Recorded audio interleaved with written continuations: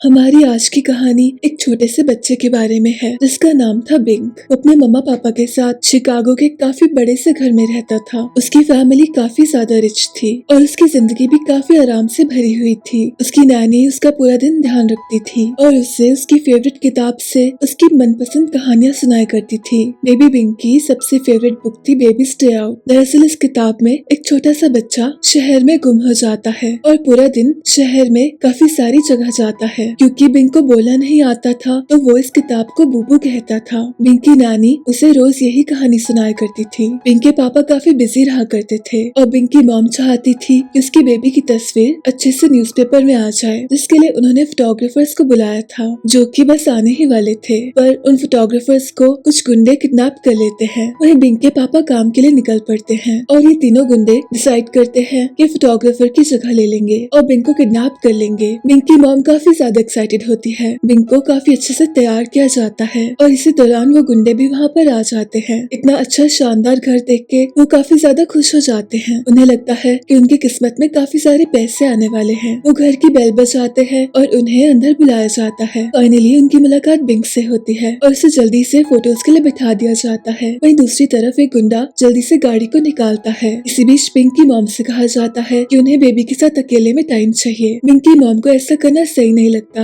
इसलिए उनसे फिर से कहा जाता है कि आपके कपड़े अच्छे से मैच नहीं कर रहे, तो क्यों ना आप कुछ अच्छा सा पहन लो। और ये सुनकर बिंक की मॉम को रियलाइज होता है कि उसको कुछ और पहनना चाहिए और इसी वजह से इन गुंडों को उस बेबी के साथ अकेला छोड़ दिया जाता है। इसी मौके का फायदा उठाकर बेबी बिंक को वहाँ से किडनैप कर लिया जाता है। बीच रास्ते में से ये लोग जल्दी से गाड़ी चेंज करते हैं और जैसे ही बिंक की मॉम वापस आती है उसे समझ आता है उन गुंडों ने एक मैसेज छोड़ा था कि पुलिस को ना बुलाया जाए, और ये लोग पुलिस को बुला लेते हैं। इनसे कहा गया था कि बेबी बिंक के बदले इन्हें 5 मिलियन देने होंगे। वहीं दूसरी तरफ इन गुंडों को बेबी के साथ कोई एक्सपीरियंस नहीं होता। ये उसका डायपर चेंज करने की कोशिश करते हैं जो कि काफी ज्यादा मुश्किल काम होता है और जैसे तैसे वो लोग इसे कर ही लेते हैं। बेबी बिंक के कपड़े भी चेंज किए जाते हैं। उसे दूध पिलाने का वक्त आता है। इन्हें रियलाइज होता है कि दूध तो काफी ज्यादा गर्म है, इसलिए वो उसका ठंडा होने का वेट करते हैं। ये डिसाइड करते हैं कि बिंक को सुलाना पड़ेगा। एक गुंडा जल्दी से उसे रूम में ले जाता है। उससे बातें करने की कोशिश करता है। उसे समझ ही नहीं आता कि बेबी को कैसे सुलाया जाए, तो वो डिसाइड करता है कि उसे गाना गाना होगा, इसलिए वो उसके सामने गाना गाने लगता है। पर उसका भी कोई असर नहीं होता, इसलिए ये गुंडा उसकी बुक उठाता है और उसमें से उसे कहानी सुनाने लगता है। वहीं दूसरी तरफ बिंक के मॉम डैड काफी ज्यादा परेशान होते हैं। इस केस की इन्वेस्टिगेशन शुरू हो गई थी। वहीं वो गुंडा बिंक को सुलाने की जगह खुद ही सो जाता है। बिंक अपनी बुक को देख रहा होता है, तभी उसे रियलाइज होता है कि उसके विंडो के बाहर एक पिजन है। ये बिल्कुल वैसा ही था जैसे उसकी किताब में था, इसलिए वो उसका पीछा करने लगता है। उस कबूतर का पीछा करते हुए वो छत के ऊपर आ जाता है। इसी बीच इन दोनों की नजर छत पर जाती है। ये देखते हैं कि बेबी तो ऊपर चला गया।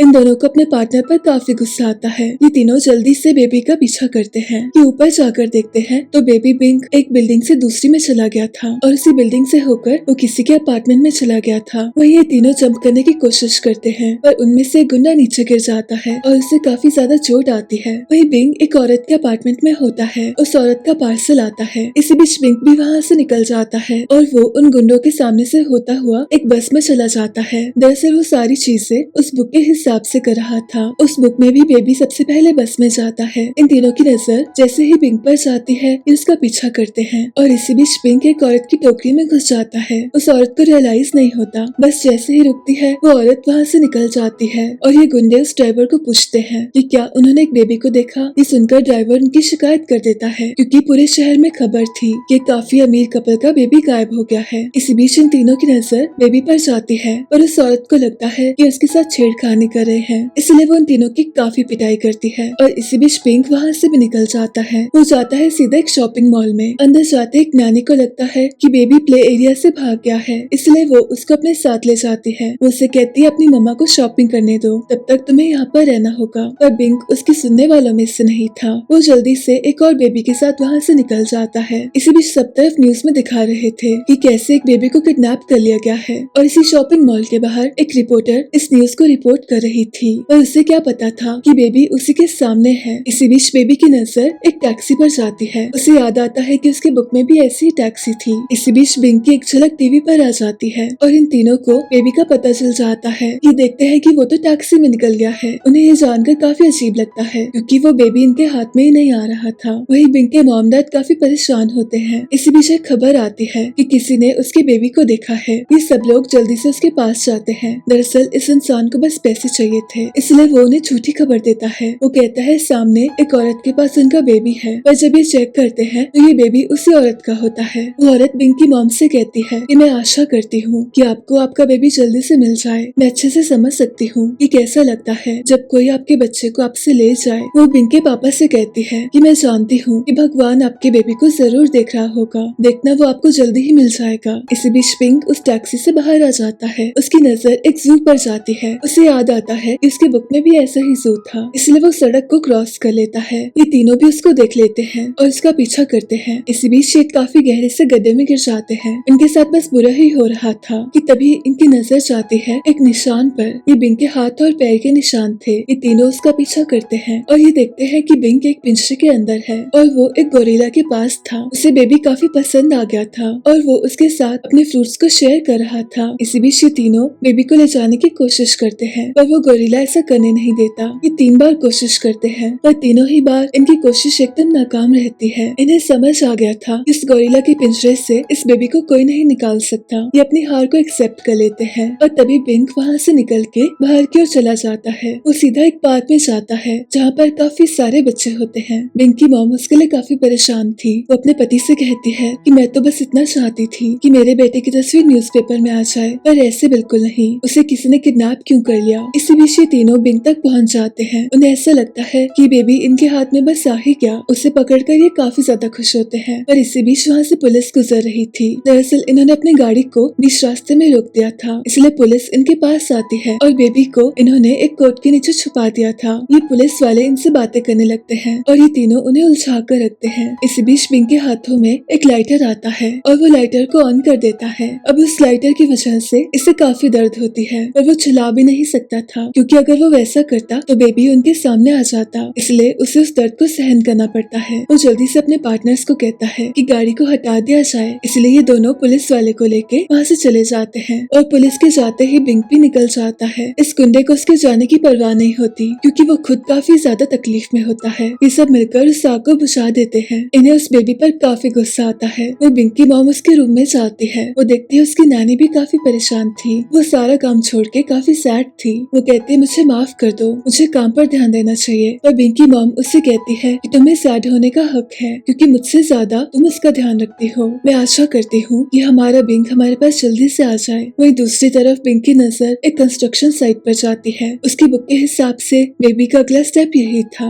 इसी बीच उसकी नजर एक आदमी पर जाती है। अब बिंग सुबह से भूखा था, इसलिए वो जल्दी से उस आदमी की ओर जाने लगता है। उसका पीछा करते हुए ये तीनों गुंडे भी उस तक आ जाते हैं। इन्हें रियलाइज होता है कि बिंग तो बिल्डिंग के ऊपर जा रहा है। ये सब काफी ज्यादा ऊंचाई पर आ गए थे। इस बीच एक गुंडा उस बेबी को लेने जा रहा था, पर क्योंकि वो काफी ज्यादा भारी था, इसलिए उसकी भार की वजह से वो खुद नीचे की ओर आ जाता है और बेबी फिर से इनकी पहुंच से बाहर निकल जाता है। वो गुंडा बस गिरने ही वाला था, इसलिए उसे बचाने के लिए उसका पार्टनर आता है, पर वो वैसा कर नहीं पाता। उसकी जगह वो खुद नीचे गिर जाता है और अब ये दोनों उस बेबी को ढूंढने लगते हैं। इसी बीच एक गुंडा नीचे की ओर जंप करता है, पर उसकी भी किस्मत काफी ज्यादा खराब होती है, क्योंकि ना चाहते हुए भी वो भी काफी जोर से नीचे की ओर गिर जाता है। अब बचा था सिर्फ एक आदमी। वो बिंग से कहता है कि तुम्हें तो मैं छोड़ूंगा नहीं, तुमने मुझे काफी ज्यादा परेशान किया है। पर एक एक करके काफी खुश होता है। उसे ऐसा लगता है कि बिंग को पकड़ना नामुमकिन है। वो बस गुस्से में चिल्ला रहा था और बिंग को उसे देखकर बस हंसी आ रही थी। इसी बीच वो फिर से नीचे की ओर चला जाता है। उस गुंडे को रियलाइज होता है कि उसे भी नीचे की ओर जाना होगा, इसलिए वो जोर से जंप करता है।